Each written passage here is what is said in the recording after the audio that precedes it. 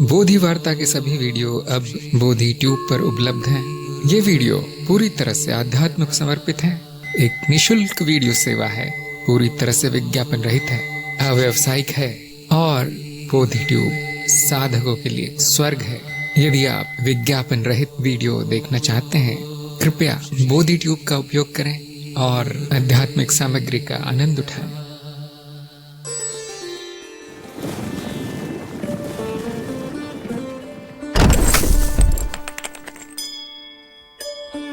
नमस्कार।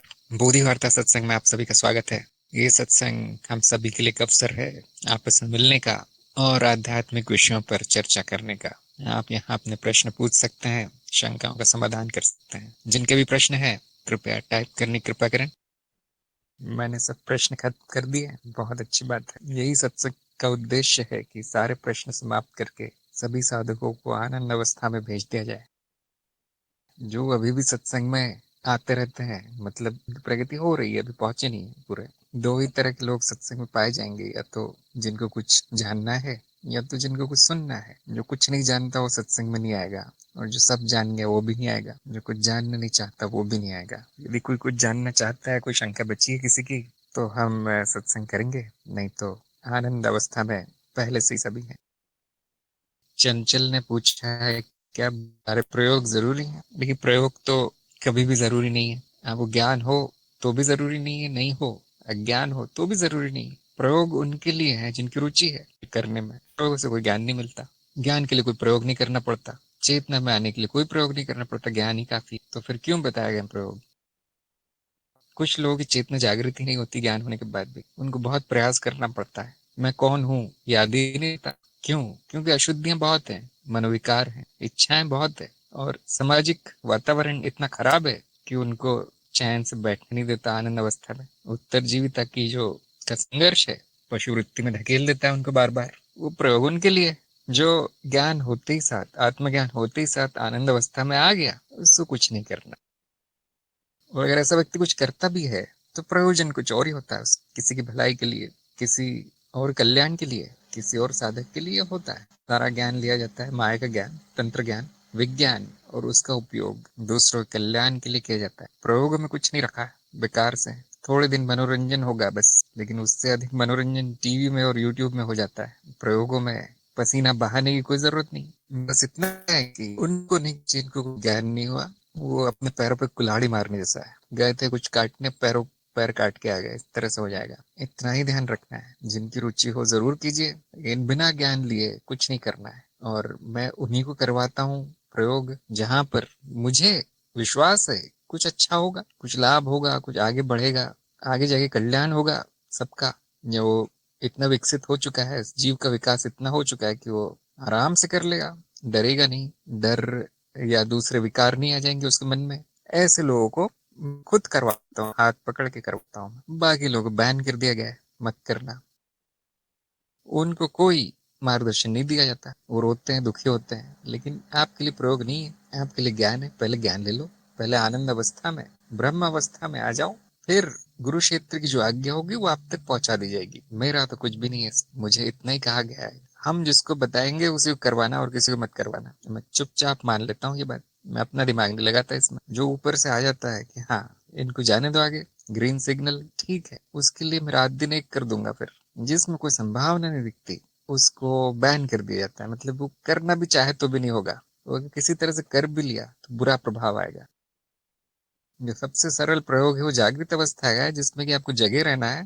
जैसे रोज जागते हैं आप, और चेतना में रहना है, ज्ञान में रहना है कि ये क्या है, मिथ्या है, मैं क्या हूँ, सत्य हूँ, खत्म कहानी। इसको तो प्रयोग कहने में भी हंसी आएगी, ये क्या क्या प्रयोग है बोलेंगे, ऐसा तो पहले से ही है। हाँ, वही पहले से, जो पहले से है वही प्रयोग कीजिए। जो नहीं है उसको करने का प्रयास मत कीजिए। असफल होगा, समय नष्ट होगा, प्रगति नहीं होगी, कुछ मिलेगा नहीं, दुर्गति होगी, कष्ट होगा, गुरु कृपा समाप्त हो जाएगी कि ये तैयार नहीं है अभी, इसको कितना भी बोलो करते ही रहता है, न समर्पण है, न अनुशासन है। गुरु कृपा हटा ली जाएगी। सभी से अनुरोध है, जो निर्देश दिए गए वो कीजिए। अपराजिता ने कहा, ज्ञान होने के बाद भी मन भटकता रहता है तो अशुद्धि है। फिर अशुद्धि है, शुद्धिकरण शुरू कीजिए। खुद मत कीजिए, कार्यक्रम के अनुसार कीजिए। कार्यक्रम में नहीं है तो कुछ नहीं होगा। मैं भी ज्यादा नहीं बताऊंगा, जो वीडियो बना रखा है अपनी बुद्धि लगा के कर सकते। अशुद्धियों के कारण मन भटकता है। किस तरह की अशुद्धि है, क्या है जो मुझे ज्ञान से विचलित करती है? बुद्धि में कोई दोष है, या फिर भावना में कोई दोष है, या शरीर में दोष है, या कुछ कार्मिक कारण है? मुझसे पता कर लीजिए। ठीक है, मैं लोगों के दोष ढूंढ ढूंढ के उनके बताना किसी को पसंद नहीं आता, मुझे बहुत पसंद आता है।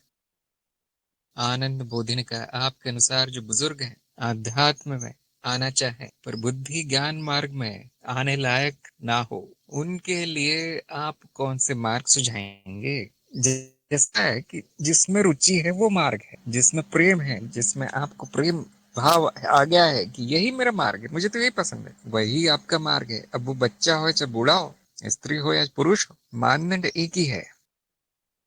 ऐसे नहीं है बूढ़े लोगों के लिए खास मार्ग बना दिया गया है, ऐसा तो नहीं देखा है कभी मैंने। बुद्धि नहीं है, कोई बात नहीं, ज्ञान मार्ग मत आइए, जो सरल मार्ग है वो चुन लीजिए, उसमें से कौन सा पसंद है। ऐसा भी हो सकता है कि वो व्यक्ति कहे कि नहीं नहीं नहीं, मैं अपने आप को बुद्धिहीन कहलाना पसंद नहीं करूंगा, तो मैं ज्ञान मार्ग में जाता हूँ। तो स्वागत है, लेकिन असफलता मिलेगी, असफलता मिलेगी। जैसे किसी व्यक्ति का शरीर मजबूत नहीं है तो नहीं चढ़ सकता, 10 सीढ़ियां भी नहीं चढ़ पाएगा। फिर हम उसको कहेंगे देखिए आप कमजोर है, आप मत मत चढ़िए पहाड़ पे। अब वो व्यक्ति ये कहेगा नहीं नहीं, मैं कमजोर नहीं कहलाना चाहता, मैं तो पहाड़ पर ही चढ़ूंगा, आप लोग मेरा अपमान कर रहे हैं। अच्छा बेटा चढ़ो, फिर वो गिर जाएगा, मर जाएगा, कुछ हो जाएगा, तो ये मूर्खता है।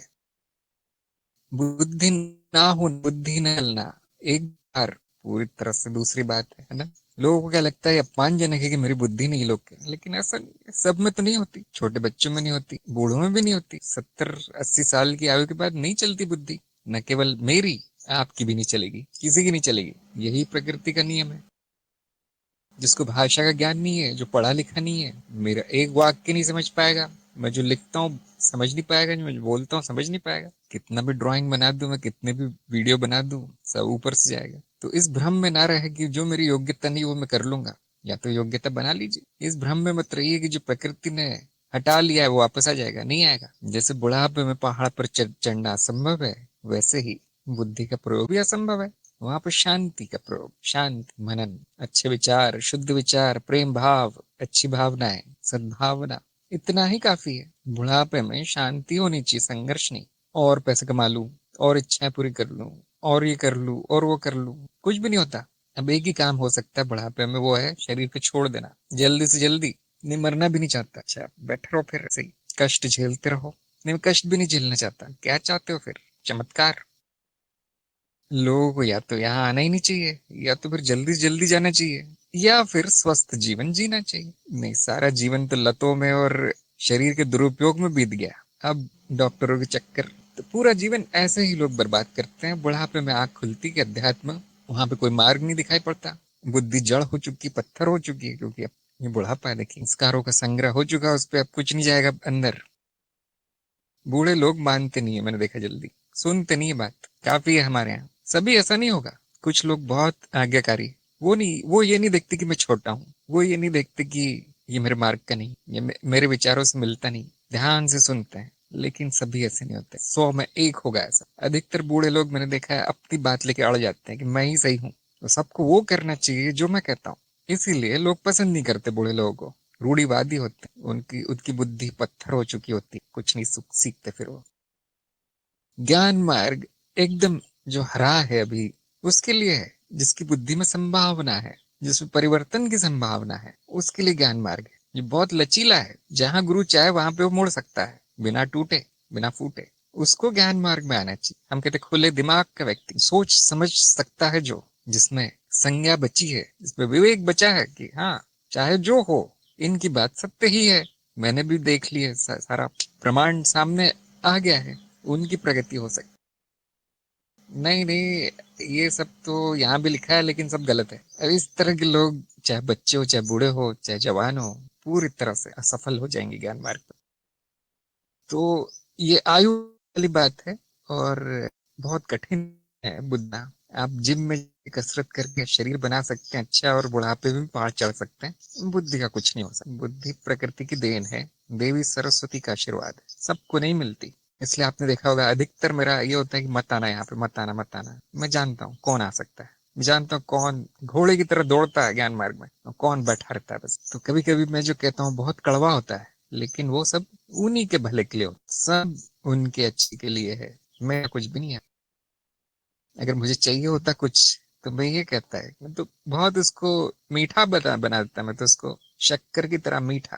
क्या आज ये 90 साल के हैं, ज्ञान मार्ग आपके लिए खुला है, अनपढ़ गवार है, बिल्कुल सफलता मिल जाएगी आपको ज्ञान मार्ग में। अच्छा, लिखना ही नहीं आता, सिर्फ अंग्रेजी आती है? नहीं, अंग्रेजी भी नहीं आती, अच्छा मिक्स करके लिखते हैं, वो भी आधी स्पेलिंग गलत होती है। आपके लिए तो मेरे दरवाजे खुले हुए हैं, मतलब कालीन बिछा के रखा आपके लिए। तो ये कौन करेगा? पाखंडी, जिसको पैसे चाहिए, जिसको पैसे ऐंठने हैं, वो तो शिकार ढूंढ रहा है। हाँ भाई, आ जाओ, सबसे सरल यही है, यही चमत्कार होगा, सारे रोग दूर हो जाएंगे, बुढ़ापा खत्म, दवाएं शुरू, मालामाल हो जाओगे। बस ये मंत्र पढ़ लेना। ये कौन लोग है? पाखंडी लोग हैं, दुनिया भरी हुई है ऐसे लोगों से। जो सदगुरु है मना करता है, जाओ पहले नौकरी कर लो, जाओ थोड़े परिवार का कल्याण कर लो, बच्चों बच्चों का पढ़ाई लिखाई करवा दो की, उसके बाद आना। अच्छा, इच्छाएं हैं, पूरी कर लो, पूरी कर लो सारी इच्छाएं, जो भी करना है वो सब, शारीरिक मानसिक। मैं तो ही हूँ। सदगुरु मना करता है, और जो पाखंडी गुरु है, हाँ आ जाओ सब लोग आ जाओ, 20-20 हजार निकाल दो, हो जाएगा सारा काम। ये पाखंड का जमाना है। देखिए, शिवम का कहना है कि आपकी रिपोर्ट मिली नहीं और मार्गदर्शन दें। देखिए, मिल गई आपकी रिपोर्ट, तो भेजते रहिए, जब आपको मार्गदर्शन देना होगा तो मैं जरूर दूंगा। आप रिपोर्ट भेजते रहिए। कमलेश ने कहा है, जब शरीर बीमार होता है तब आनंद कम हो जाता है, शरीर बीमार होने के बाद भी आनंद में कैसे रह सकते?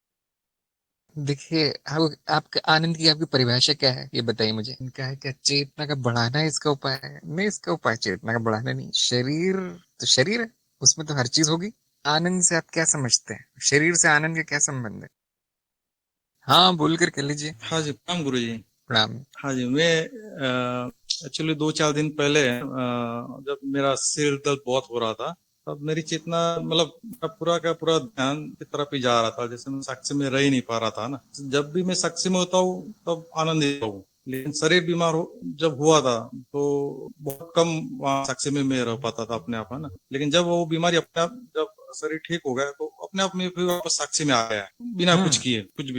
तो मेरा सवाल ये था कि क्या हमारी चेतना भी शरीर पे उतनी डिपेंडेंट है? नहीं, हाँ बिल्कुल है। क्या हम शरीर अच्छा भी हो तो भी चली जाती है। लेकिन मुझे बताइए, आप कौन से चरण में कार्यक्रम के?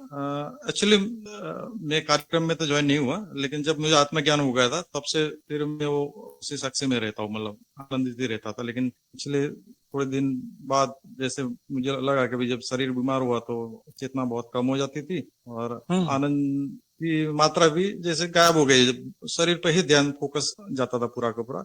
लेकिन जब मेरा शरीर ठीक हो गया तो वापस वही आनंद की अवस्था आ गई अपने आप, बिना कुछ किए, मैं कुछ नहीं किया ना। वो मेरा प्रयोग सवाल कर था रहे हैं, कि जागृति हाँ, की प्रयोग प्रयोग कर में कर रहे रहा हैं। हूँ। हाँ, जागृति बस। कार्य में प्रयोग करता हूँ, और काफी हद तक मैं चेतना में रहता हूँ, इसीलिए वो आनंद की मात्रा लगातार बनी रहती है। पर जब शरीर बीमार हुआ तो एकदम जैसे वो डाउनफॉल आ गया। तो मेरा आनंद सवाल से था क्या कि हम मतलब है क्या आपका? आनंद मतलब जैसे थॉट्स, मतलब मेरे विचार बहुत कम हो जाते थे, जैसे थॉटलेट्स में रहता था, साक्षी में रहता आनंद। जब भी मैं साक्षी में होता हूँ, अपने अपने प्रति होश रहता, अपने प्रति वो क्या बोलते हैं उसको, स्मरण रहता। जब मैं स्मरण अपना स्मरण रहता तब मैं आनंदित हूँ, मतलब। लेकिन मेरा स्मरण तब खो गया जब मैं शरीर बीमार हो गया, तो मैं अपने स्मरण से चला गया, मतलब, है ना। तो फिर उस शरीर की ही स्मरण रहा, तो जैसे आनंद खो गया, है ना। तो जैसे शरीर ठीक हो गया तो वापस मेरा अपना स्मरण अपने आप आ गया, मैंने कुछ नहीं किया, मतलब। तो फिर आनंद की अवस्था वापस आ गई। तो मैं पूछना भाई, हमारी ये चेतना भी या चेतना उतनी बढ़ाई जा सकती है कि चाहे शरीर कैसा भी बीमार हो फिर भी हम वो हमारा खुद का स्मरण रहे?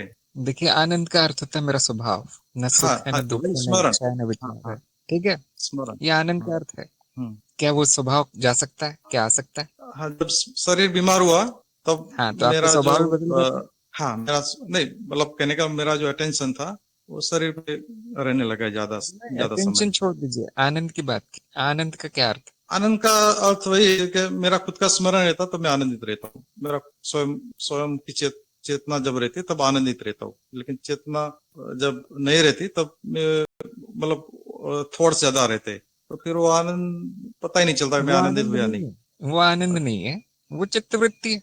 हाँ जी। आनंद मेरा स्वभाव है, अनुभव करता आनंद है। क्या वो जा सकता है? हाँ, क्या वो आ सकता है? हाँ, नहीं जा सकता, 100% नहीं जा फिर सकता। परंतु जब मेरा हो सकता है मेरी चेतना जिसको उतनी ज्यादा जागृत जिसको नहीं है। आप आनंद हाँ, कह रहे हैं, वो चित्त वृत्ति है, वो आती जाती हाँ जी। है। जिसको आप साक्षी भाव वाला आनंद कर रहे हैं, ऐसा तो कुछ होता नहीं। नहीं, साक्ष्य बोलो, जब मेरा स्वयं का स्मरण रहता है तब मैं आनंदित रहता हूँ। हाँ, जैसे मेरी चेतना अपने में लीन रहती है तब मैं आनंदित होता हूँ, मतलब। उसको आनंद नहीं कहते, वो चित्त वृत्ति है। हाँ जी। आनंद केवल ज्ञान है कि मैं आनंद हूँ। आपको ज्ञान हो गया कि मैं आनंद हूँ? हाँ, बिल्कुल 100, उसमें कोई शक नहीं। लग तो तो नहीं रहा। मेरा मतलब, आप तो कह रहे हैं कि वो है आनंद जो आता है जाता है। जब शरीर शरीर बीमार होता है तब हम्म। मेरा एक तरह से आप बोल सकते हैं, लेकिन जब शरीर बीमार होता है तब मेरी चेतना बहुत कम हो जाती है, और तब फिर मैं। चेतना जाने दीजिए, आनंद की बात कीजिए। आनंद कब हो जाता है? शरीर बीमार होता है तो। हाँ, मुझे ऐसा लगा कि जब हाँ, तो मेरा ज्ञान शरीर नहीं बीमार हुआ था फिर। तो मैं भूल गया, अपने आप को भूल गया, मतलब कहने का मतलब अपना स्मरण चला गया। तो ज्ञान नहीं हुआ फिर। आप में अभी भी कोई मान्यता बची है जो कि आनंद को कुछ और ही समझती है, शारीरिक सुख समझती है। जैसे आप कह रहे हैं मेरा शरीर, मेरा तो नहीं है कुछ, मेरा तो कुछ भी नहीं। अब वो बीमार होता है, कोई वृत्ति आती होगी, रहती होगी हाँ शांति की, वो वृत्ति चली जाती होगी, आपने उसको आनंद समझ लिया।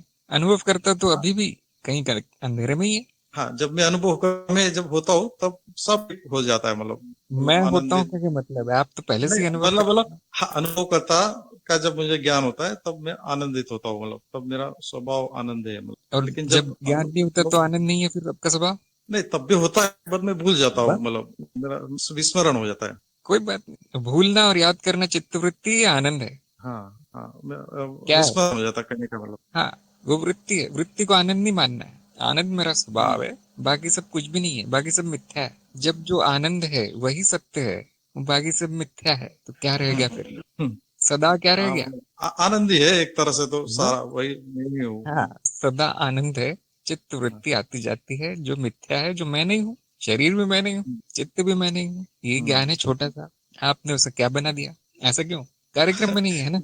हाँ, मैंने मैंने कार्यक्रम, मतलब मैंने थोड़ा लेक्चर मैंने पढ़े थे, फिर जैसे बस, वो मेरा। हाँ यही कारण है। अनुशासन नहीं चल रहा है, तो इसलिए मन में तरह तरह की धारणाएं हैं, गलत फहमियां हैं, मान्यताएं हैं, अज्ञान बचा हुआ है। आत्मज्ञान हो गया होगा, लेकिन अशुद्धियां बहुत बची है। हाँ, अशुद्धि अशुद्धि है। शरीर को आप मेरा कह रहे हैं। शरीर में उलझ जाता हूँ, जब मेरा शरीर बीमार था तो मैं शरीर में ही मेरा मतलब चेतना मतलब रहती थी, तो शरीर तो मिथ्या अभी भी है, अगर इतनी बीमार रहे तो अनुभव करता हो, क्या फर्क पड़ेगा उससे? फर्क तो नहीं पड़ता, बिल्कुल हाँ, नहीं पड़ता। बस तो फिर लेकिन आप तो अनुभव करता है, फिर चिंता की क्या बात है? हाँ, चिंता कोई नहीं है, वो आप वापस हो गया, ठीक, मतलब ये तो मैं बताना, मतलब मुझे ऐसा लगा कि मेरी जो चेतना उतनी यदि भी यदि मतलब। चिंता नहीं है तो क्या आनंद है? हाँ हाँ, आनंदित हूँ, बिल्कुल, उसमें कोई नहीं है। हाँ, लेकिन मैं वो थोड़े समय तक वो मुझे ऐसा लगा कि इतना शरीर बीमार, उतना सिर दर्द करा, तो वापस उसे मैं मतलब जो अनुभव करता से मतलब वो ध्यान नहीं रहा, बिल्कुल मेरा अपना स्मरण भूल गया, तो फिर वापस। यदि अनुभव करता सिर दर्द से चला जाए तो किस तरह का अनुभव करता है फिर? हम्म। हाँ जो अटल सत्य है, अस्तित्व, वो छोटे हाँ, सिर दर्द से गायब हो हाँ, जाए। जो विस्मरण आनंद, हो गया फिर। हाँ, विस्मरण हो गया, फिर स्मरण आया वापस, तो ठीक हो गया वापस, कहने का मतलब विस्मरण हो नहीं गया वो था वो ठीक नहीं करता। होता। शरीर ठीक नहीं होता, न मन ठीक होता है, उससे आनंद नहीं आता, ना आनंद जाता है। यही मूल अज्ञान है आपका। आप सोच रहे हैं आनंद आता जाता है ना? हाँ हाँ, बोलिए। स्मरण आता है तो आनंद आता है या नहीं? हाँ, जब मैं स्मरण में होता हूँ अपना, तब मैं आनंद हम्म। लेता हूँ, बिल्कुल। और जब स्मरण जाता है तो आनंद कहाँ जाता है? आनंद तो नहीं जाता, बस मुझे उसका बस, चित नहीं आपको होती। चिंता है इस बात की कि वो चला जाता है, इस बात की चिंता हाँ, करते हैं आप। मुझे ऐसा लगा कि मतलब आप वही सही पकड़ रहे हैं आप, है ना? और अगर अभी चिंतित नहीं है तो आनंद ही आनंद है फिर। चिंता क्यों हो रही है? शरीर को मैं नहीं, मान लिया चिंता है। नहीं, ये हाँ, अनुभव हुआ मुझे पिछले 4 महीने से, मेरा पहली बार अनुभव हुआ कि लगातार मतलब मैं स्मरण बना रहता था, और बिल्कुल सब ठीक जा रहा था, और बीच जिसने में एक आध शरीर, दिन के लिए। हाँ हाँ, शरीर बीमा हुआ तब जिसने, पहली बार पता चला कि मेरा मुझे अपना विस्मरण हो गया, मतलब मैं शरीर के साथ चला गया, मतलब शरीर के साथ मेरा कोई वो बात, आदत में हो गया। कोई बात नहीं, अच्छा हुआ आपने पूछ लिया। आपकी अशुद्धि बाहर आ गई। हाँ, अब ध्यान दीजिए, यानी मेरा। हाँ अब ध्यान दीजिए। आनंद नहीं जाता, वृत्तियां हाँ, जाती है। अज्ञान ये है कि शरीर मैं हूं और शरीर कोई संबंध है आनंद से। ये अज्ञान है। शरीर से तादाद में हो गया, कहने का एक तरह से बता हाँ, सकते हैं, तो शरीर से तादाद ज्ञान में ही हो गया। आपका। हाँ, अभी तो तक उस। ज्ञान गया नहीं हूँ पूरा। ये माना जा सकता है कि हाँ, अरे शरीर से दुख होता है, शरीर से दर्द हो रहा है, ये हो रहा है, वो हाँ हो रहा है। वो बिल्कुल सत्य है, वो तो होता ही है। लेकिन हाँ ये हाँ, नहीं वही माना जा वही। सकता कि शरीर से आनंद चला गया, शरीर में दर्द हो गया तो आनंद चला गया, ये नहीं हाँ माना हाँ, जा मतलब सकता। हाँ, तादाद में हो गया, कहने का मतलब मेरा तादाद हाँ, में हो गया शरीर के साथ। तो उस टाइम मुझे मतलब फिर वापस जब शरीर ठीक हो गया, तो सब ऐसा का ऐसा जैसे जैसे पहले था, मतलब बिल्कुल स्मरण में, मतलब वो जो स्मरण में के अंदर फिर कोई दिक्कत नहीं, मतलब। लेकिन बीच में ऐसा एक समय आया, जो पहली बार मुझे लगा कि भाई शरीर बीमार होने से हम शरीर के साथ तादाद में हो जाता है, और फिर अपना स्मरण चला जाता है। अब ध्यान रखिए। ठीक है, बस यही यही सवाल था कि शरीर के साथ तादाद हो गए, इसकी वजह से मेरा स्मरण चला गया, शरीर ठीक हो गया तो वापस ठीक है, स्मरण आ गया। तो अभी एक क्लियर, मतलब वो वही है कि जब तादाद में बन जाता है किसी भी चीज से, तो फिर वो अपना स्मरण भूल जाते हैं। ये एक लेसन था मेरे लिए, हाँ। कोई बात नहीं, कोई बात नहीं, अभी तो आपने शुरू किया है, धीरे धीरे आ जाए। धन्यवाद। और चेतना को अपने शारीरिक तकलीफ का इलाज मत बनाइए, सभी से मैं कहूंगा। ऐसा कुछ नहीं होगा, चेतना से शरीर ठीक हो या जादू से कभी नहीं होगा। जो आप आनंद जिस तरह के चाहते नहीं, सिर दर्द खत्म हो जाए मेरा, होते हुए भी ना पता चले, नहीं होगा, कभी नहीं होगा। सिर दर्द कैसे खत्म होगा? दवाई खाने से, डॉक्टर के पास जाने से। सिर दर्द भी माया है, सिर भी माया है, दवा भी माया है, वही चलेगा। जैसे ही आपने सत्य को असत्य में मिला दिया, पूरा अनर्थ हो जाएगा, अर्थ का अनर्थ हो जाएगा। ये अध्यात्म नहीं है। अच्छा, अब कांति का प्रश्न है। अनुभव माया है, जब हम जान लेते हैं तो अनुभव से मुक्ति होती है। थोड़ा प्रकाश डालें। हाँ जी। आपका बंधन क्या है कि आपने शरीर को, जगत को, सारे संबंधियों को और अपने वस्तुओं को, संपत्ति को सत्य मान लिया। अब इसी से बन गए, चीजों से बन गए, मेरी मेरी मेरी, लोगों से बन गए, ये मेरा है वो मेरा नहीं, शरीर मेरा है, मन विचार स्मृति सब मेरा है। ये बंधन, जिस दिन आपको पता चल जाता है सब झूठ है, सब टूट जाता है। टूट कर भी समाप्त नहीं होता, चलता रहता है, लेकिन वो मेरा नहीं। इस तरह से ज्ञान से मुक्ति 5 मिनट में हो जाती। अनीता ने कहा, मेरे बुद्धि ज्ञान मार्ग में आने के बाद प्रखर हुई है। हाँ जी, मैं ये नहीं कहता कि कुछ होगा ही नहीं, जिनमें संभावना है बहुत कुछ हो सकता है उनका, कम से कम इतनी बुद्धि होनी चाहिए ज्ञान मार्ग में आके उसको आगे बढ़ाया जा सके। सभी से मैं कहूंगा कि जो कार्यक्रम में नहीं है, जो मार्ग पर ठीक से नहीं चल रहे हैं, भटकेंगे वो। जैसे कमलेश का हो गया, ज्ञान होने के बाद भी वो अज्ञान में वापस आ जाएंगे। साधना जरूरी है, साधना जरूरी है, मार्गदर्शन जरूरी है। सोनल ने पूछा, साधना में प्रगति का क्या अर्थ? यदि आप निर्देशों का पालन कर रहे हैं, जो बताया जा रहा है वो कर रहे हैं, तो प्रगति प्रगति। जैसे आप एक शहर से दूसरे शहर में के लिए निकलते हैं, यदि गाड़ी में बैठे हैं तो जो नक्शे में कहा गया है कि आप इधर बाएं मुड़िए, बाएं मुड़ते, दाएं मुड़िए, दाएं मुड़ते, सीधे चलिए, सीधे चलते हैं, क्या होगा? दूसरे शहर की ओर बढ़ेंगे, तो हम कहेंगे प्रगति हो रही है, जा रहे हैं जहां पे जाना है वहां। और अगर आप मानेंगे नहीं, नक्शे पे कहा है बाएं मुड़िए, आप कहते नहीं मैं पीछे जाऊंगा, पीछे चले जाते हैं। फिर नक्शे में कहा गया कि दाएं मुड़िए, नहीं नहीं नहीं, मैं तो बाएं मुड़ूंगा। तो जो मार्गदर्शन पर नहीं चल रहे हैं, तो उनकी कोई प्रगति नहीं होती, घूमते रहते हैं इधर उधर। मार्गदर्शन मिलने के बाद भी वो उस पर कार्य नहीं करते, उनकी कोई प्रगति नहीं होती।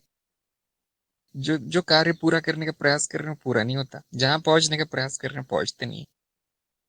प्रगति कैसे जांची जाती है? कि उन्होंने वो सब कर लिया जो बताया था, हो गई प्रगति। मैं कहता हूँ वीडियो देखिए, हाँ जी देख लिया, बहुत अच्छा, प्रगति है। तो मैं कहता हूँ अब लिखिए वहां पे क्या आपने वहां से सीखा। उस जो चरणबद्ध चलता है, जो बताया गया है उस हिसाब से चलता है, उसको हम कहते हैं प्रगति हो रही है। जो अपने के अनुसार चल रहा है, कहीं और घूम घूम रहा है, उसको हम कहते हैं इसकी कोई प्रगति नहीं हो रही। विजेंद्र ने पूछा, क्या भक्ति मार्ग में ज्ञान नहीं होता? नहीं, केवल भक्ति होती, ज्ञान मार्ग में ज्ञान होता है। इतने पथ क्यों हैं? क्योंकि उतने पथिक हैं, जितने प्रकार के लोग हैं उतने प्रकार के मार्ग। दीपक ने पूछा, ऐसा क्या है जिसका अनुभव नहीं, उसकी इच्छा नहीं की जा सकती? देखिए, जो अनुभव नहीं है वो तो अनुभव करता ही हो गया। फिर दो ही चीजें अस्तित्व में, एक अनुभव, दूसरा अनुभव करता। यही अस्तित्व का स्वरूप है। जो अनुभव नहीं वो अनुभव करता है, जो अनुभव करता नहीं वो अनुभव है। वो क्या है जिसकी इच्छा नहीं की जा सकती? जो पहले से है उसकी इच्छा नहीं की जा सकती। जैसे आप ये इच्छा नहीं कर सकते कि मेरा नाम बदल के दीपक कर दीजिए, तो पहले से जो नहीं है उसकी इच्छा की जा सकती। और आप तो जानते हैं वो सब मिथ्या है। जो है वो पहले से है, उसकी आप कितनी भी इच्छा कर लें वो नहीं मिलेगा, क्योंकि पहले से ही है। अभी दिन है, आप ये नहीं कह सकते कि मुझे दिन चाहिए, दिन पहले से। लेकिन रात नहीं है, तो हाँ रात की इच्छा की जा सकती है, रात होनी चाहिए। इच्छा भी उसी की होती है जो पहले से तय है, क्योंकि रात होनी है कभी न कभी। तो आपके मन में वो आएगा विचार। आपको भूख लगी तो आपके मन में इच्छा आएगी कि खाना खाना चाहिए। क्यों? पहले से तय है कि जीव खाना ही खाएगा और कुछ नहीं करेगा। तो हम कहते हैं कि सभी संभावना पहले से है, एक के बाद एक प्रकट होती है। इच्छा, उसका कार्यक्रम ऐसा होता है, उसका क्रम ऐसा होता है। पहले संभावना होती है, संभावना इच्छा के रूप में प्रकट होती है, इच्छाएं कर्म के रूप में, विचारों के रूप में प्रकट होती है, और फिर वो स्मृति प्रकट रूप में दिखाई पड़ती, अनुभव होता है उसका, वापस स्मृति में चला जाता है, वापस लोप हो जाता है ऐसे वहां। ये हर सेकंड होता है, हमेशा होता है सर। क्या है जो प्रकट ही नहीं होता? जो है वो प्रकट नहीं होता, क्योंकि वो संभावना नहीं है, वो सत्य है। उसकी इच्छा नहीं होती, उसकी इच्छा ही नहीं आती। कैसे अनुभव करता बन जाऊं मैं, जैसे इन्होंने कहा था ना, कैसे आनंद बन जाऊं मैं, वो नहीं हो सकता। वो तो पहले से ही है। दीपक को हो सकता है कि उत्तर मिल गया हो। इच्छाएं बड़ी विचित्र है, हम जानते हो पहले से हो चुका है, फिर भी ऐसा लगता है नहीं, होना चाहिए, अभी होना चाहिए। यही माया है। जैसे कोई पूछ रहा था ना, बंधन क्या है? यही बंधन है। आप जानते नहीं कि वो हो चुका है, इसलिए विचलित रहते हैं, इसलिए असंतुष्ट रहते हैं। अभी क्यों नहीं हो रहा, अभी क्यों नहीं? देखिए, अभी वो हो रहा है जो पहले इच्छा आ चुकी है, वो अभी हो रहा है। उसको तो भोग लीजिए पहले, जो हो रहा है अभी। एक के बाद एक होता है सब। शांति उसी को मिलती है जो कि वर्तमान में स्थित है, कि जो है वो बहुत अच्छा है, यही होना चाहिए था। मेरी तो यही इच्छा थी कि जो हो रहा है वो वही इच्छा थी मेरी। ऐसे व्यक्ति का आनंद कहीं नहीं जाएगा, है ना? ऐसा व्यक्ति आनंदित रहेगा। सर दर्द हो रहा है, यही तो मैं चाहता था, इसीलिए तो मैंने कुछ उल्टा सीधा खाया था, या रात भर टीवी देखा था, मैच देखा था, सोया नहीं था, क्योंकि मेरे घर वाले चिल्लाते रहते हैं। मैं यही चाहता था, इसी घर में रहना चाहता था। सर दर्द हो रहा है। अब यही तो होना था। तो जो इस तरह से स्वीकार भाव में रहता है, वो आनंद में होता है। अब यहाँ 2 दिन से बिजली चली गई है, पता नहीं कुछ एक्सीडेंट हो गया कहीं, बिजली खंभे गिर गए। अब मुझे दुखी होना चाहिए था, मुझे रोना चाहिए था, सारे काम रुक गए मेरे। लेकिन पता चला ये तो मेरी इच्छा थी कि जंगल में आके रहूं। अब तो यही होना है सब यहाँ पर, स्वीकार भाव। होगा तो होगा, नहीं तो नहीं होगा। मैं शिकायत नहीं करता कि मेरा आनंद कहाँ चला गया। मेरी शिकायत ये होती है कि अज्ञान कैसे आ गया। ये शिकायत नहीं होनी चाहिए कि मेरी इच्छा क्यों नहीं पूरी हो रही, ये शिकायत होनी चाहिए मैंने वो चाहा कैसे पहले। जो अभी मुझे मिल रहा है फल, मेरे से गलती कैसे हुई कि मैंने वो इच्छा पिछले पिछले भूतकाल में, पता नहीं कब। देखिए, आपके जो कर्म फल आ रहे हैं, जो आपकी इच्छा अभी पूरी हो रही है, कहीं कभी न कभी वो उभरी होगी। वो कब? हो सकता है कल, हो सकता है पिछले साल, हो सकता है पिछले जन्म, हो सकता है प्रलय से पहले। कुछ नहीं कहा जा सकता, तो माया है, समयहीन है, कभी भी हो जाता है। तो वो हमारी इच्छा है। देखिए, जो भी हो रहा है वो मेरी इच्छा है, कुछ किया नहीं जा सकता उसका। आपकी क्या अज्ञान क्या है कि जो हो रहा है वो नहीं होना चाहिए, जो मैं चाहता हूँ वो होना चाहिए। ज्ञान क्या है? जो मैं चाहता हूँ वही तो हो रहा है। तो आज जो चाहूंगा वो बाद में होगा। कब? वो नहीं बताया जा सकता कब, लेकिन अवश्य होगा। जो इस स्वीकार भाव में है, वो आनंद में। कहाँ से लेकर आऊं मैं आनंद? वो नहीं आ सकता। देखिए, विजेंद्र ने कहा, कैसे भेद करेगी को पहले से तय है और या नहीं। देखिए, ऐसा कुछ भी नहीं है जो पहले से तय नहीं है। संभावना पहले से है, कुछ पहले तय है। ऐसा क्या है जो पहले से तय नहीं है? ऐसा प्रतीत होता है कि सब चीज, सब कुछ मेरी इच्छा अनुसार हो रहा है, मैं जो चाहता हूँ हो रहा है। ये सब प्रतीति है, भ्रम है कि जो भी होता है, जो भी घटनाएं होती हैं, वो नहीं है, मेरे नियंत्रण में है। जो मैं करूंगा वो होगा, ये भ्रम है। पिक्चर बन चुकी है, शूटिंग हो चुकी है, अब बस देखने का काम है। जब आप देखते हैं तो आपको पता नहीं होता आगे क्या होने वाला है। आपको क्या लगता है जो पर्दे पर कलाकार है वो कर रहे हैं कार्य? पर्दे पर किसी ने गोली चलाई, आप जानते हैं हाँ इसके कारण ये मरा है, लेकिन वो तो पहले ही मर चुका है। तो पिक्चर में तो सब पहले ही हो चुका है। सारी की सारी पिक्चर मिथ्या है, नाटक है। अगर वो सत्य होता तो क्या बात थी, लेकिन नहीं, कुछ भी नहीं है। क्या है जो, जहां पर ये नाटक नहीं हो रहा है, जहां पे कोई संभावना ही नहीं है कुछ होने की, वो मैं हूँ। जहां कुछ नहीं होता, वही आनंद होता है, खालीपन ही आनंद है। जैसे कुछ होने लगता है, वो चित्त है, वो मैं नहीं। चित्त कभी रुकता नहीं है, अनुभव करता कभी चलता नहीं। अब क्या बचा करने का? क्या करते रहते हैं लोग, मेरी समझ में नहीं आता। दीपक ने पूछा है, तो इच्छा मात्र बंधन है क्या? नहीं, इच्छा बंधन नहीं है। बंधन ये है कि इच्छा मेरी है, ये मान लेना कि वो इच्छा मेरी है, ये बंधन पैदा करता है। मैं और इच्छा के बीच में ऐसा तो कुछ नहीं, मेरा तो कुछ भी नहीं है। ये अहम भाव है कि ये इच्छा मेरी, मेरी इच्छा क्यों नहीं पूरी होती। इसमें भी कोई बंधन नहीं। देखिए, अगर ये इसको खेल मान लिया जाए कि खेल हो रहा है, लीला है, तो ये भी बंधन नहीं है। खेल तो ऐसे ही होता है, नियमों में बंद कर ही खेल होता है। जब तक चैलेंज नहीं मिले तब तक खेल नहीं कहा जा सकता, उसमें मजा नहीं। अगर आपकी इच्छा वैसे की वैसी पूरी हो जाती है सोचती साथ, तो क्या खेल है फिर? कहाँ मनोरंजन है फिर उसमें? जो संघर्ष करके मिलता है उसकी कीमत होती है, वहां सुख होता है। जो पड़ा हुआ मिल जाए उसमें क्या है, उसकी तो कोई कीमत नहीं होती। जो कम होता है उसकी कीमत होती है। सोना चांदी गहने हीरे कोयला मिट्टी हर हर किसी के पास है, उसकी कोई कीमत नहीं है। ऐसी इच्छाएं अगर ठीक वैसा होने लगे जैसे इच्छा है, तुरंत होने लगे, सब जगह पड़ा मिले सब कुछ, अब उसमें कोई मनोरंजन नहीं है, उसकी कोई कीमत नहीं है, कोई मोल नहीं है उसका। ऐसा कई लोगों में है, लेकिन बड़े बोरिंग लोग हैं, कुछ नहीं होता वहां पे। यही लोग है जहाँ पे पूरे तालमेल बना हुआ है, संतुलन बना हुआ है, इच्छा और प्रकृति के बीच में। मनुष्य की इच्छा और प्रकृति की इच्छा, जिसे हम कहते हैं ना, भगवान की इच्छा है, देवी इच्छा, वो मेरी इच्छा, ये भी खेल है। वो खेल में ही मजा है, नहीं तो कोई लीला में क्या मजा था, सब कुछ हो जाता तो। अगर आप क्रिकेट खेलते हैं, वहां आप चाहते हैं कि रन ही रन बनते जाए, चौके लगते जाए, तो फील्डर हटा दीजिए, लगते जाएंगे। अब बिना फील्डिंग के उस खेल को कौन देखेगा? उसमें क्या मजा है? जब संघर्ष होता है, एक जो करना दूसरा नहीं था, वो लीला है, वो खेल है। आप देखिए, सारा जीवन आपका ऐसा ही है, खेल है। उसको इतना मनोरंजन कर दिया गया है, मनोरंजक कर दिया गया है कि आप हजारों जन्मों से आ रहे हैं यहाँ पे, थके नहीं अभी तक, है ना? खेलते रहो। उसमें क्या बंधन है? जिस दिन आपने मान लिया कि हाँ ये सत्य है, मैं मनुष्य हूँ, ये शरीर ये जगत ये सब लोग सत्य हैं, उस दिन बंधन में पड़ जाएंगे। अब वो खेल की जगह संघर्ष हो जाएगा। सोनल ने अपना अनुभव लिखा है। हाँ जी, बहुत अच्छी बात है, आपकी प्रगति बहुत अच्छी हो रही है, चलते रहिए। अभी तो शुरुआत है, अभी शुरुआत है, अभी तो बहुत कुछ बचा है होने का। दीपक ने कहा है अध्याय 14 में ध्यान की बात की गई। हाँ जी, ध्यान अगले चरण में है, चिंता मत कीजिए ध्यान की। ध्यान इतना जरूरी नहीं है जितना कि साक्षी भाव जरूरी। विजेंद्र का फालतू की संघर्ष समाप्त हो गया। हाँ जी, सभी संघर्ष फालतू ही है। हम लोग यहाँ कुछ करने नहीं आए, हम लोग आराम करने हैं।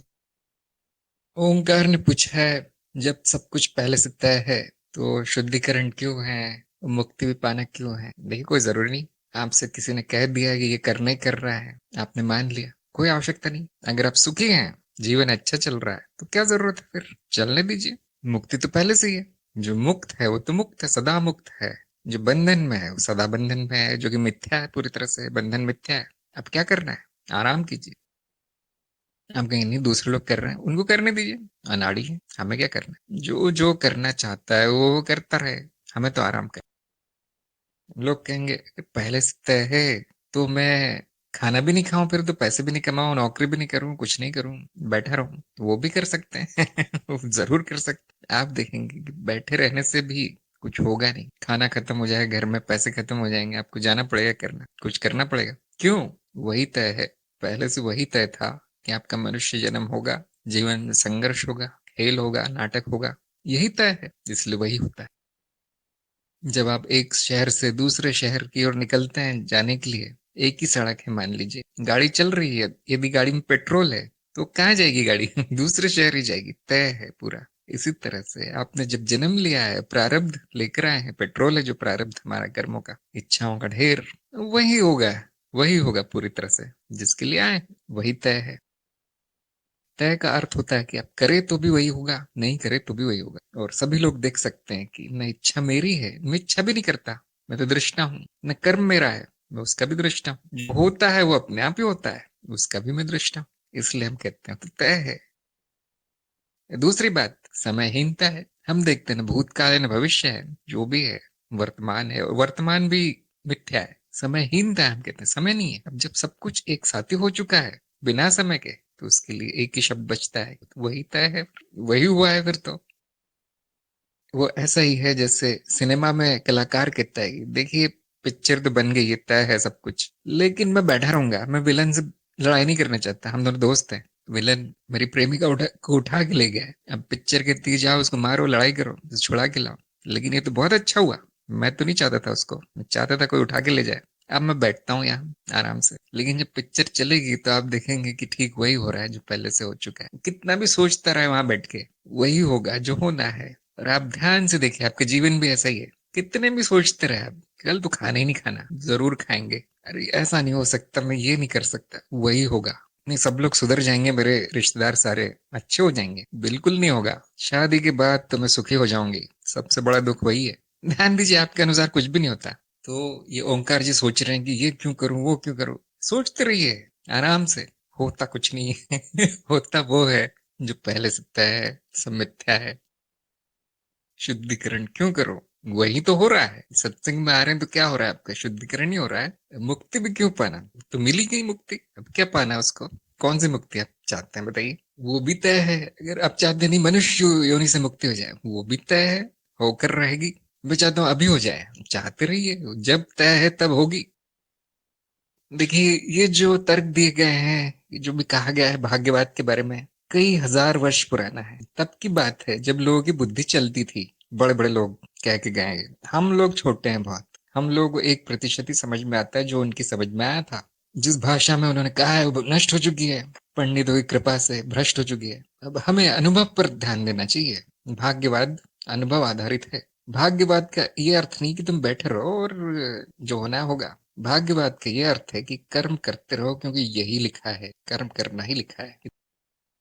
इतने अच्छे से करो कि उसमें मजा आ जाए, करने में आनंद आ जाए। पूरी तरह जानते हो कि कोई करने वाला नहीं है, पूरी तरह जानते हो कोई और फल नहीं आ सकता उसका, पूरी तरह जानते हो कि सब मिथ्या है, सब बकवास है, सब झूठ है। ये है बुद्धिमानी।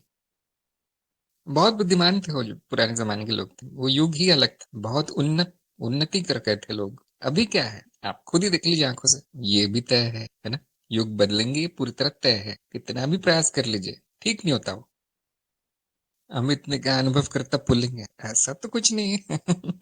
देखिए, संस्कृत में होता है, एक 3 लिंग होते हैं तो, लेकिन अगर आप शब्द का अर्थ समझे भी ना, लिंग का निर्धारण कर दें, तो गलती किसकी है? संस्कृत की।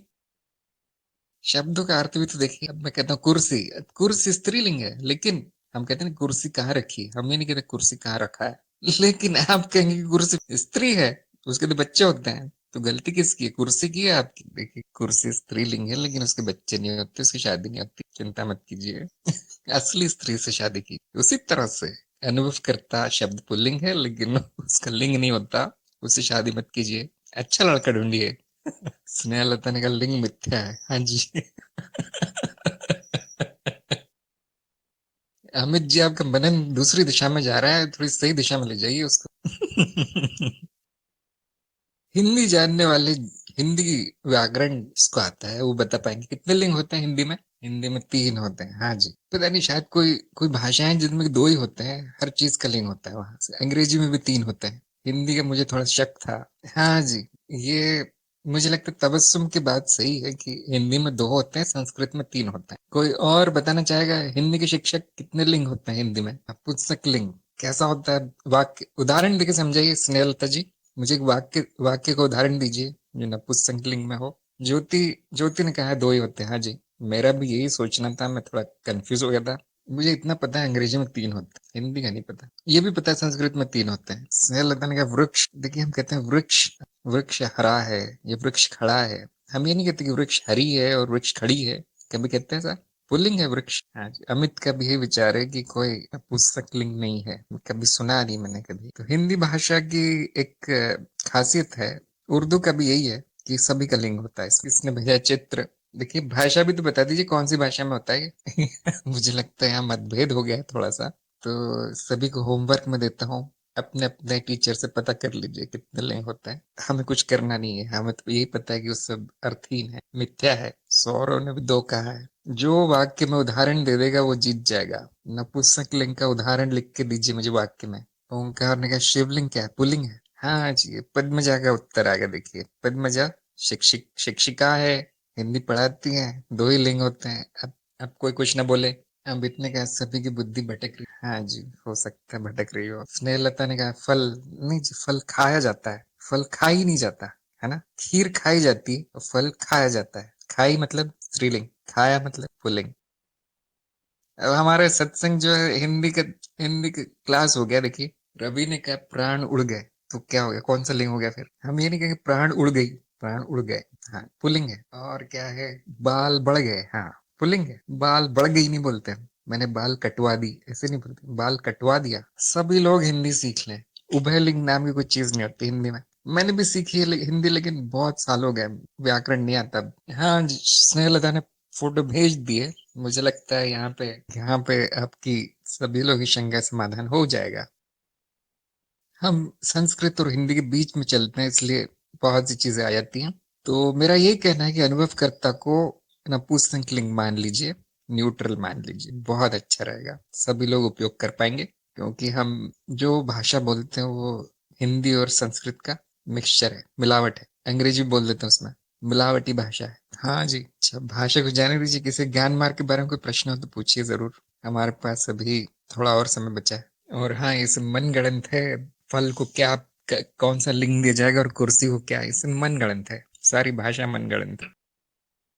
कुंवर सिंह ने कहा कि ऐसा क्यों अनुभव होता है कि आपने कुछ नहीं कहा, केवल सत्य ही सुनाई देता है। नहीं, कहने को कुछ है नहीं। जो मिथ्या है उसका बहुत बखान किया जा सकता है, उसकी व्याख्या की जा सकती है बहुत। सत्य का कुछ नहीं किया जा सकता, बोला भी नहीं जा सकता। इसलिए शब्दों में जो खालीपन सा है, किसकी व्याख्या की जा रही है, सब मिथ्या है। इसलिए आपको लगेगा कुछ बताया तो है नहीं इन्होंने, हर चीज को तो नकार दिया, हर चीज को तो हटा दिया। आप सत्संग से खाली हाथ लौटेंगे हमेशा। जो भर के लाए थे वो सब छीन लिया जाएगा। जो बच जाता है वो सत्य है, जो कहा भी नहीं जा सकता वो सत्य है। इसलिए आप कोई भावना, इस भावना के साथ जाएंगे। हाँ, 2 घंटे उन्होंने पता नहीं क्या बोला है, समझ में नहीं आया, लेकिन सत्य था।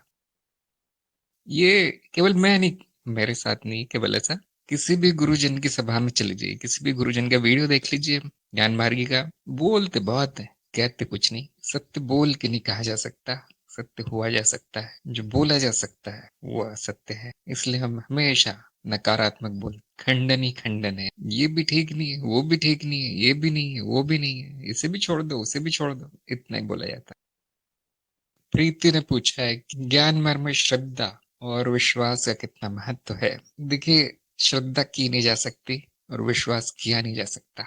हो जाता है, वो किया नहीं जाता, वो हो जाता है। कैसे हो जाता है? जैसे जैसे आपका ज्ञान बढ़ेगा, श्रद्धा और विश्वास बढ़ता जाएगा। ऐसा क्यों? ज्ञान मार्ग है, उस पर श्रद्धा बढ़ेगी, ज्ञान मार्ग पर विश्वास बढ़ेगा। क्यों? क्योंकि आपका अनुभव कह रहा है कि यहाँ जो बताया जाता है वो सच निकलता है। कितने वर्ष हो गए लेकिन यही सच निकलता है। तो जो अगला बताया गया है उस ऐसा लगता है भरोसा कर लूं, विश्वास कर लूं। लेकिन वो कभी यदि कुछ ऐसा है जो मेरी बुद्धि के बाहर है, मुझे नहीं समझ में आता, तो जो ज्ञान मार्ग पे कई दिनों से चल रहा है वो यही कहेगा कि हाँ, शायद मुझ में ही कुछ गड़बड़ है जो मेरी समझ में नहीं आया। और जो नया नया है वो ये कहेगा अरे ये तो झूठ बोलते हैं, वहां से चला जाएगा वो। क्योंकि श्रद्धा नहीं, विश्वास नहीं है। श्रद्धा और विश्वास का अर्थ ये नहीं कि मान लेना उसको आंख बंद करके। ज्ञान मार्ग में इसका अर्थ ये है कि स्वयं में दोष ढूंढना कि मुझ में कहाँ गलती है। उपनिषद में ये लिख दिया गया है, मेरा तो ये अनुभव नहीं है। जिसकी श्रद्धा नहीं होगी उपनिषद पे वो क्या बोलेगा, ये सब गलत है, जिस किताब को मैं नहीं मानता। जिसकी श्रद्धा आ गई है चलते चलते मार्ग पे, वो ये कहेगा लगता है मेरी समझ में नहीं आ रहा है ये क्या लिखा है। बेहतर है कि मुझे क्या गुरु जी से पूछ लूं कैसा है, क्यों लिखा है यहाँ। वैसे तो बहुत कम होगा, तभी होगा जब आप भाषा को नहीं समझ पाएंगे, तभी होगा। इसलिए भाषा शुद्धि जरूरी है।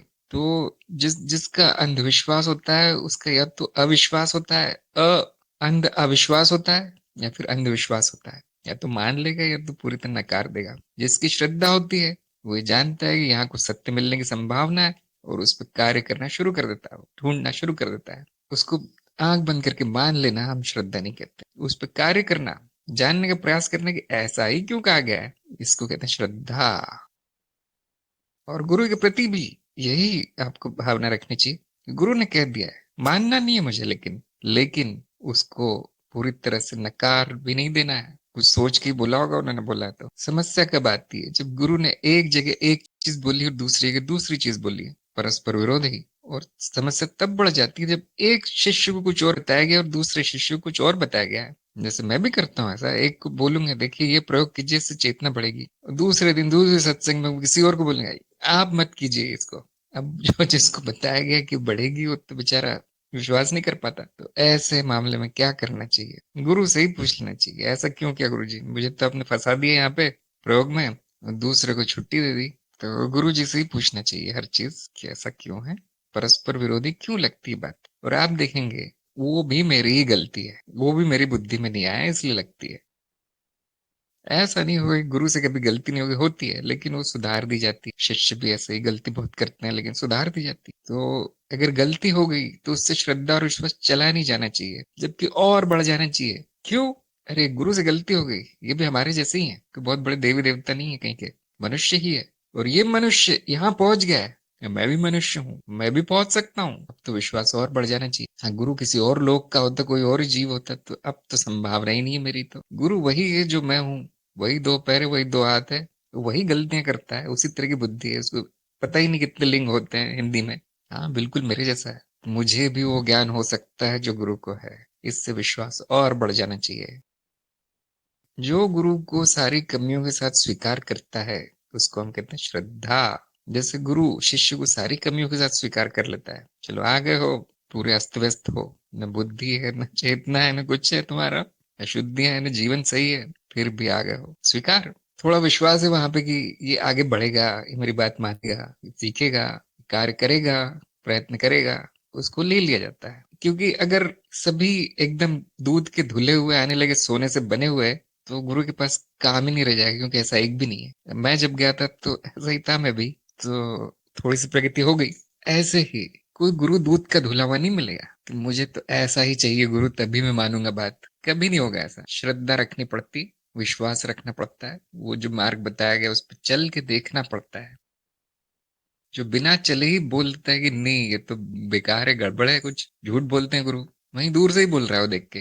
देखो दाढ़ी नहीं है तो अब तो झूठ ही बोलेंगे ना, वो दाढ़ी से ही तो सच होता है हर चीज। अरे तू पीले कपड़े नहीं, इनके तो नीले हैं, पता नहीं कौन से देश के हैं, तो हमारा नहीं है, इसमें धोखा है यहाँ। तो ऐसे मंद बुद्धि लोग जब विश्वास श्रद्धा करते हैं, उनकी विश्वास और श्रद्धा नकली होती है। श्रद्धा और विश्वास अनुभव आधारित, बुद्धि आधारित है। मुझे लगता है इतने में काम हो जाएगा आपका। कुंवर सिंह ने कहा, क्यों इतने प्रश्न होते लोगों के। हाँ जी, जो जो अभी तक वहां तक पहुंच ही नहीं सत्य तक, उनके तो प्रश्न ही प्रश्न होंगे। तो मैं तो कहता हूँ प्रश्न कीजिए, क्योंकि प्रश्न नहीं करेंगे तो पहुंचेंगे भी नहीं। शिफाली ने कहा, गुरु एक साधक से कब संतुष्ट हो जाते हैं, वो क्या है। बहुत अच्छा प्रश्न है। जब आप गुरु के समान हो जाएं तो गुरु संतुष्ट हो जाते हैं कि हाँ मेरे समकक्ष पहुंच गए हैं, वहां पे संतोषजनक हो जाती स्थिति, और अब वो शिष्य नहीं रह जाता। अगर गुरु और शिष्य में थोड़ा भी भेद बचा है तो गुरु प्रयत्न करता है ये भी मिट जाए। सारा ज्ञान हो गया, ये हो गया, वो हो गया, ये अवस्था आ गई, विज्ञान बच गया है इसका, विज्ञान में कमजोर है, आ जाओ भाई विज्ञान सीख लो। तो इस तरह का है। जब तक सब कुछ नहीं दे दिया जाता उसको, तब तक गुरु को संतुष्टि नहीं मिलती। ऐसा कभी होता नहीं है, लेकिन प्रयास तो यही रहता है। रवि ने कहा कि आत्मज्ञान के बाद गुरु की जरूरत पड़ती है। हमने तो अपनी आंखों से देख लिया आज। आत्मज्ञान ज्ञान कभी भी जा सकता है, स्मृति में है सारा ज्ञान। उसको बार बार याद दिलाने के लिए गुरु की जरूरत पड़ती है। हाँ, जो आत्म है वो होने के लिए किसी की जरूरत नहीं, वो पहले से ज्ञान के लिए आवश्यकता है। आप कहेंगे नहीं तो ज्ञान तो एक ही बार होता है, वैसे बहुत कम होता है। अज्ञान में व्यक्ति चला जाता है, अशुद्धि आ जाती है उसमें, तो तब तक गुरु की आवश्यकता है, जब तक कि पूरी तरह से ज्ञान में स्थापित नहीं हो गया वो व्यक्ति। ये आदर्श स्थिति हो गई है ना, लेकिन ऐसा होता नहीं है। तो क्या किया जाता है, ज्ञान बीज डाल के छोड़ दिया जाता है कि ज्ञान बीज पड़ गया है, अब प्रगति होती रहेगी उसकी। तो वहां पे गुरु उसको छोड़ के दूसरे पर ध्यान देता है, जहां पे नहीं पड़ा है ज्ञान बीज अभी तक, जहाँ शुरुआत ही नहीं हुई है। तो मैं भी यही करता हूँ, शुरुआत करके छोड़ दिया जाता है। उसके बाद जिसको आना है अपना थोड़ा और सही कर लेना है उसको ज्ञान को, तो वो आते रहते हैं, सत्संग में आते रहते हैं, पूछते रहते हैं। जिस दिन प्रश्न बंद हो जाते हैं, उत्तर शुरू हो जाते हैं उनके, उस दिन मेरा काम खत्म। उस दिन उनको प्रमाण पत्र दिया जाता है कि अब तो चले जाओ। गुरु साधक से तब संतुष्ट हो जाते हैं जब साधक शिष्य गुरु के बराबर आ जाता है, जब कुछ बचता नहीं उसको देने का, तब समाप्त हो जाता है जो आदान प्रदान है। और ऐसा होता नहीं है अक्सर, व्यवहारिक कारणों से, प्रैक्टिकल। तो ज्ञान बीज डाल के संतुष्टि मान ली जाती है कि चलो अब आगे जाएगा, वो अपने आप छोड़ दिया जाता है, नए शिष्यों पर ध्यान दिया जाता है। पुराने लोग जिनकी भी रुचि है आके अपना ज्ञान की धार तेज करते रहते हैं, सत्संग वत्संग में आके प्रश्न पूछते रहते हैं। जब प्रश्न अंत हो जाए और उत्तर शुरू हो जाए तो संतुष्टि है, इतना बहुत है फिर सबके लिए। हमने बोधि वार्ता में क्या किया है कि हमने एक कदम और लिया है, क्योंकि मैं जानता हूं कि मुझे तो सब कुछ नहीं आता। तो वहां पर संभावना समाप्त नहीं की गई है आपकी कि गुरु तक ही पहुंचो, उसके बाद रुक जाओ, उसके बाद यहीं पड़े रहो। ऐसा नहीं किया गया है। आप लोग ध्यान देंगे, चरण 7 में गुरु क्षेत्र से संपर्क करवाया जाता है, जो दूसरों को सिखाने पर ही होता है। वैसे ये सच नहीं, लेकिन ये सबसे अच्छा तरीका है। तो आपकी संभावना का अंत वहां पर नहीं किया जाता कि गुरु के बराबर हो गया, अब हो गया तुम्हारा। अब मैं ये कहता हूँ गुरु क्षेत्र संपर्क कीजिए और आगे बढ़िए। ज्ञान का तो अंत नहीं है, ज्ञान फैलाने का भी कोई अंत नहीं है, वो तो कभी अंत नहीं होगा उसका, है ना। ज्ञान प्रसार का कोई अंत नहीं है। अज्ञान जब तक है तब तक ज्ञान है, और वो हमेशा है। तो वहां पर रोका नहीं जाता, उसके आगे भी मार्ग है। गुरु क्षेत्र के संपर्क में आ जाइए, स्वयं का मार्ग बना लीजिए आगे। गुरु को भी पीछे छोड़ा जा सकता है, संभावना है। वो संभावना केवल बोधि वार्ता में दी गई है। कोई गुरु नहीं देगा, किसी आश्रम में नहीं मिलेगी, किसी शास्त्र में नहीं मिलेगी। ये इतिहास में पहली बार हुआ है कि वो कार्यक्रम इतना पूर्ण है कि पूर्णता को भी लांघ जाता है। सब कुछ मिल गया, अब क्या चाहिए? अब जाओ गुरु क्षेत्र से संपर्क करो। कभी खत्म नहीं हुआ। आलोक ने पूछा है कि संबंधी प्रगति से दुखी होते हैं और गुरु संतुष्ट होते हैं, ऐसा क्यों है? देखिए, अगर संबंधी भी आपकी प्रगति से संतुष्ट होने लगे तो उनको ज्ञानी कहा जाएगा, उनको संबंधी नहीं कहा जाएगा। आप जानते होंगे संबंध अज्ञान की वजह से बनते हैं। जिसके भी संबंध है, ध्यान से सुन लीजिए, अज्ञान है इसलिए संबंध है। व्यवहारिकता की बात और है, लेकिन अगर आपने मान ही रखा कि यही संबंधी है तो फिर अज्ञान बहुत है। तो संबंधी ये जानते हैं कि ज्ञान होते ही संबंध टूट जाएगा, इसलिए वो दुखी हो जाते हैं। जो अज्ञान में है वो तो यही चाहेगा ना कि संबंध बना रहे। उनका तो जीवन ही संबंध है। अकेले कैसे रहूं? जैसे अकेले पैदा हुए हो, जैसे अकेले मरोगे, वैसे अकेले रहो। लेकिन वो नहीं चाहते ऐसा। हम अकेले नहीं, हम एक ही हैं, ये वो जानते नहीं। दो का कोई अर्थ नहीं है, संबंध दो के बीच होते हैं, पूरी तरह मिथ्या है। तो दुख दो कारणों से हो सकता है कि एक, मैं स्वयं अज्ञान में हूं, उसी कारण दुख होगा। दूसरा दुख कि मेरे संबंधी ज्ञानी हो गए, अब कोई बचा नहीं जिसको संबंधी कह लूं। दूसरों को ज्ञान होने से भी दुख होता है, खुद को अज्ञान होने से दुख होता है। बड़ी विचित्र बात है। चंचल ने कहा, आपसे डर क्यों लगता है? बहुत अभाव प्रेम है फिर भी। जिसको आप डर कहते हो, डर नहीं है वो, आदर है, आदर।